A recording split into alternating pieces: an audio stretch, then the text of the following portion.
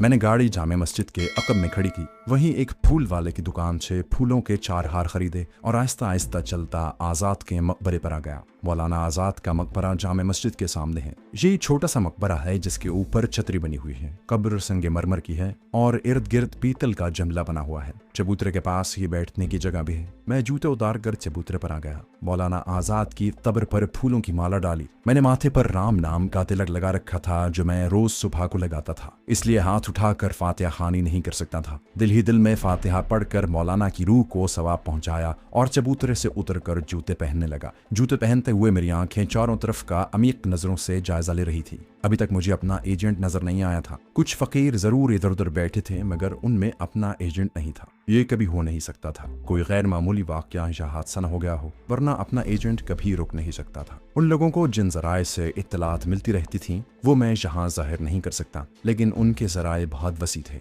उस एजेंट को रात ही को इत्तला मिल गई होगी कि उसे कोई खास पैगाम लेकर आज़ाद के मकबरे पर मुझे मिलना है। वो मेरी शक्ल से बखूबी आशना था। उन्हें तो हमारी तस्वीरें दिखाई जाती हैं। मैं जूते पहन कर चलने लगा तो एक आदमी दोनों हाथ फैलाए मेरी तरफ बढ़ा। भगवान की लीला न्याजी है, प्रेमष्ट भक्ति में ही मिलेगा, भक्ति में ही सब कुछ है, भक्ति में ही मातू है। मैंने उसे पहचान लिया, ये वही मजजूब था। मैं जेब से 1 रुपया निकाल कर उसे देने लगा तो उसने मेरे हाथ से रुपए का नोट लेकर फाड़ कर फेंक दिया और बोला, ब्रह्म ही ब्रह्म है, भक्ति ही भक्ति है। किरट लगाता सामने वाले दरख्तों की तरफ चल दिया। मैंने जेब से 5 रुपए का नोट निकाल लिया और ये कहकर उसके पीछे चला, महाराज क्षमा कर दें, मैं बड़ी श्रद्धा से दे रहा हूँ, स्वीकार करें। ऐसी जबान मैं इसलिए बोल रहा था कि वहाँ कुछ लोग मेरी तरफ मुतवज्जो हो गए थे। जब मैं मजजूब की तरफ चला तो लोगों की तवज्जो हट गई। वहाँ इस किस्म के तमाशे होते रहते थे। दरख्तों में अंधेरा था। मजजूब वहाँ एक दरख्त के नीचे आलती पालती मारकर बैठ गया। उसने एक बाजू हवा में बुलंद कर रखा था और हरिओम हरिओम का जाप कर रहा था। जब मैं 5 रुपए का नोट पेश करके बड़े अदब से उसके सामने बैठ गया तो मजजूब ने आंखें खोल दी।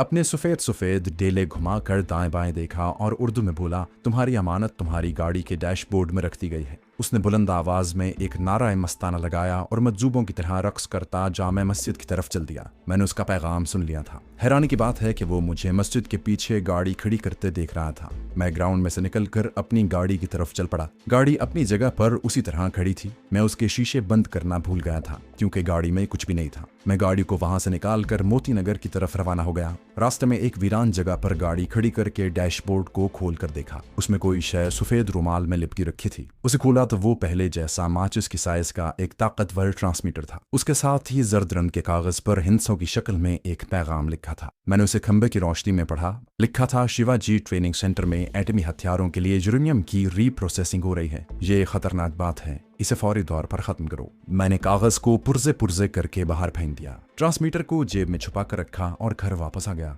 अब मेरा टारगेट पूना के शिवाजी नेवल ट्रेनिंग सेंटर का था। ये काम इसलिए मुश्किल और दिक्कत तलब था कि हमारे महकमे में से किसी भी आदमी को सिक्योरिटी के सिलसिले में वहां नहीं भेजा गया था। उधर मिलिट्री इंटेलिजेंस के आदमी ही तैनात थे, वर्दियों में भी और सफेद कपड़ों में भी। ऐसा इसलिए किया गया था कि बकौल मिस्टर टंडन हमारे महकमे पर एटमी आबदोज की हिफाजत न कर सकने का थब्बा लग गया था। अगर ऐसी बात ना होती तो मैं इस ट्रेनिंग सेंटर पर अपनी पोस्टिंग का कोई ना कोई बहाना बना सकता था। इसका मतलब था कि आला सतह की मीटिंग में भी ट्रेनिंग सेंटर में एटमी हथियारों की तैयारी को सिगैर आज़ में रखा गया था। भारतीय हुकाम ऐसी पॉलिसी इख्तियार करने में हक बजानिब थे, खा कैसी ही टॉप सीक्रेट मीटिंग क्यों ना हो। ये लोग एटमी हथियारों का जिक्र जबान पर लाने का खतरा मोल नहीं ले सकते थे। मेरे अंदाजा के मुताबिक इसका इल्म भारतीय मरकजी वजारत दिफा में या रक्षा मंत्री यानी वजीर दिफा को था, और या फिर मिसेज इंदिरा गांधी और उन 2-1 साइंसदानों को जो ट्रेनिंग सेंटर की एटमी तजर्बेगाह में इन मोहलक हथियारों पर काम कर रहे थे। एक बात बिल्कुल वाज़ेह थी कि ये एटमी हथियार पाकिस्तान के खिलाफ इस्तेमाल किए जाएंगे। मैंने फैसला कर लिया कि हर कीमत पर भारत के इस नापाक मंसूबे को तकमील की मंजिल तक पहुंचने से पहले तबाह कर दिया जाएगा। उसी रात अपने कमरे में पलंग पर लेटा मैं इस हिकमत अमली पर गौर करता रहा जो इस सिलसिले में मुझे इख्तियार करनी थी। अपने तौर पर मैं पूना के नेवल ट्रेनिंग सेंटर का दौरा भी नहीं कर सकता था। फर्ज कर लिया कि मैं दौरे पर वहां चला भी जाता हूं तो मुझे एटमी तर्जबागाह तक कोई भी नहीं जाने देगा। मैंने अभी तक ये ट्रेनिंग सेंटर नहीं देखा था, उसके बारे में सुना जरूर था। वहां बहरिया के कैडेट तरबियत हासिल करते हैं। अपने छोटे ट्रांसमीटर को मैंने अपनी कोठी के पीछे लकड़ी के एक गमले में छुपा दिया। उसके गिर्द गिर्द कपड़ा लपेटकर मैंने उसे सिगरेट की खाली डिब्बी में बंद किया हुआ था। मेरा टारगेट पूना का शिवाजी नेवल ट्रेनिंग सेंटर था। दिन रात मेरा जहन इसी उथेड़बुन में लगा रहता कि वहां कैसे जाऊं। बंबई शहर में जो हमारा एजेंट हकीम साहब के भेस में मुकीम था, उसे किसी वजह से वहां से ट्रांसफर करके मकबूजा कश्मीर की तरफ भेज दिया गया था। वैसे भी मुझे बगैर हिदायत किसी से मिलने की इजाजत नहीं थी। मुझे मालूम भी नहीं था कि कहाँ कहाँ हमारे एजेंट हैं। मेरा मिशन बड़ा पेचीदा था। ये अकेले आदमी का मिशन नहीं था, मगर सूरत हाल ऐसी थी कि मुझे अकेले ही इस मिशन को तकमील तक पहुंचाना था। आखिर मैंने पूना जाने का फैसला कर लिया और पेशबंदी के तौर पर घर में बीमार पड़ गया। मैंने ये जाहिर किया कि मुझे चक्कर आते हैं और भूख बहुत कम लगती है। दफ्तर से 1 हफ्ते की छुट्टी ले ली। मेरी बीमारी से मेरी बहन कृष्णा कुमारी और सुजाता और माता जी का परेशान होना कुदरती था। दफ्तर के लोग भी मेरी खबर लेने आते रहे। हफ्ता गुजर जाने पर मैं दफ्तर गया और अपने ST माथुर साहब से मिलकर इस ख्याल का इजहार किया कि मैं 1-2 महीने की छुट्टी लेकर कश्मीर जाना चाहता हूँ, ताकि मेरी खोई हुई सेहत बहाल हो सके। मेरी छुट्टियां भी रहती थी। मुझे बड़ी आसानी से 1 महीने की छुट्टी मिल गई। माता जी मेरे साथ जाना चाहती थी, लेकिन उनके साथ जाने का सवाल ही पैदा नहीं होता था। चुनांचे एक रोज मैंने मुख्तसर सा सामान साथ लिया और बजरिया तैयारा श्रीनगर की तरफ रवाना हो गया। सुजाता परेशान थी, बार बार मुझे खत लिखने और फोन करने की ताकीद कर रही थी। श्रीनगर पहुंचकर मैंने दरमियाने दर्जे के एक होटल में कमरा किराए पर ले लिया, जहां से मेरे तबाहकुन मिशन का आगाज होने वाला था। अपना छोटा ट्रांसमीटर मैं साथ ही लेता आया था। आते ही रात के 10 बजे मैंने श्रीनगर के मुगल गार्डन में एक वीरान जगह पर जाकर अपने बॉस से राब्ता कायम किया। बॉस ने कहा कि अगर तुम श्रीनगर में आ गए हो तो फला मोहल्ले में फला नाम के आदमी से जाकर मिलो,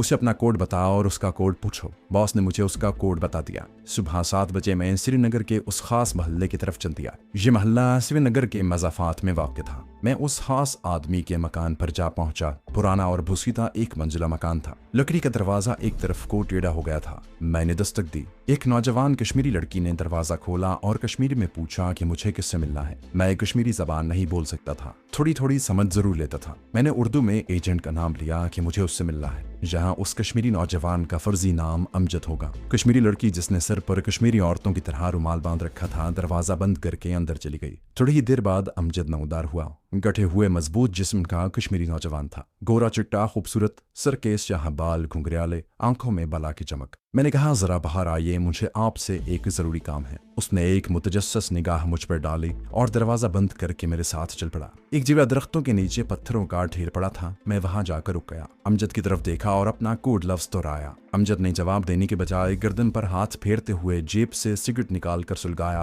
और अपने दाएं बाएं बेपरवाही से देखा। फिर उसने अपना कोड लफ्ज बोला। उसका कोड लफ्ज वही था जो मुझे बॉस ने बताया था। कश्मीर में ये बहार का मौसम था। दरख्तों पर फूल खिले हुए थे। मैंने एक दरख्त की तरफ इशारा करके कहा, क्या सेब के दरख्त हैं अमजद साहब? वो भी दरख्तों की तरफ हाथ उठाकर बोला, हाँ जी, ये सेब के दरख्त हैं। ऐसा हम इसलिए कर रहे थे कि अगर कोई दूर से हमें देख रहा हो तो वो समझे कि मैं सैर की गरज से आया हूँ। अमजद मेरे साथ साथ सेब के दरख्तों के नीचे चल रहा था। मैंने उसे अपना नाम आमिर ही बताया। मेरे माथे पर उस रोज भी हिंदुओं का तिलक लगा था। अमजद ने मुझसे तिलक के बारे में कोई सवाल न किया। जाहिर है उसे मालूम था कि मैं वहाँ किसी मिशन पर हूँ। ये कश्मीरी नौजवान अमजद श्रीनगर में क्या पेशा अख्तियार किया हुआ था, मैं ये यहाँ नहीं बता सकता। बहरहाल उसका पेशा इस किस्म का था कि किसी को उसे मेरे साथ देखकर शक नहीं पड़ सकता था कि मैं एक अजनबी के साथ बातें कर रहा हूँ। हम दोनों कुछ देर मुगल गार्डन की रविशों पर टहलते रहे। वो मुझे मुख्तलिफ तारीखी 12 दरिया दिखाता रहा। फिर हम एक अलग थलग जगह पर जाकर घास पर लेट गए। हम करीब करीब ही घास पर लेटे हुए थे। मैंने अब उसे अपने मिशन से आगाह किया। वो उठकर बैठ गया।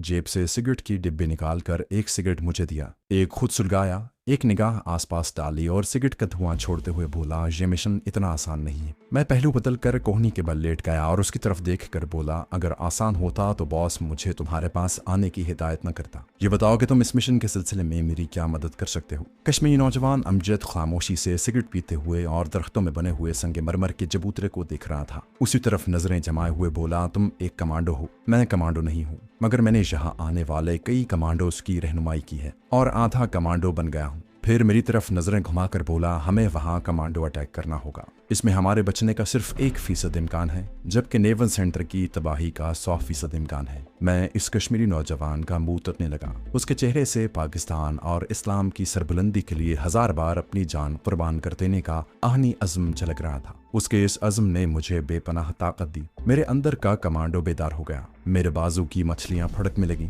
मैंने कहा, शिवाजी नेवल सेंटर बहुत वसी है, क्या हम 2 कमांडोज उसको तबाह कर सकेंगे? अमजद ने गहरा कश लेते हुए कहा, अगर मंसूबा मंसूबाबंदी सही और जज्बा सच्चा हो तो एक कमांडो ही काफी है। मैं अमजद के बुलंद अज़ाइम से बेहद मुतासिर हुआ। मुझे एक ऐसे ही साथी की जरूरत थी। मैंने उससे मंसूबाबंदी के बारे में इस्तफसार किया तो वो उठकर अपने कपड़ों को झाड़ते हुए बोला, मैं दोपहर के वक्त तुम्हारे होटल में आऊंगा। मेरा पेशा ऐसा है कि मुझे तुम्हारे पास आता देखकर किसी को शुबा नहीं होगा। आओ अब चले। दोपहर को मैं अपने होटल के कमरे में बेचैनी से अमजद का इंतजार कर रहा था। दिन का 1:30 बज रहा था कि अमजद आ गया। उसके हाथ में कुछ गाइड बुक्स थीं। हमारे बॉस की तरफ से अमजद को भी खुसूसी हिदायत मिल चुकी थी। उसने मुझे हाथ जोड़कर प्रणाम किया और गाइड बुक मेरे आगे खोल कर रख दी। इन किताबों की वर्कगर्दानी करते हुए वो बोला, हमें आज शाम की फ्लाइट से बम्बई जाना होगा। हम अलग अलग नशिस्तों पर बैठ कर जाएंगे। मैंने शाम की फ्लाइट से मुख्तलिफ नामों से 2 नशिस्तें रिजर्व करवा ली हैं। श्रीनगर एयरपोर्ट पर हम एक दूसरे को बिल्कुल नहीं पहचानेंगे। बस मैं तुम्हें यही कहने आया था।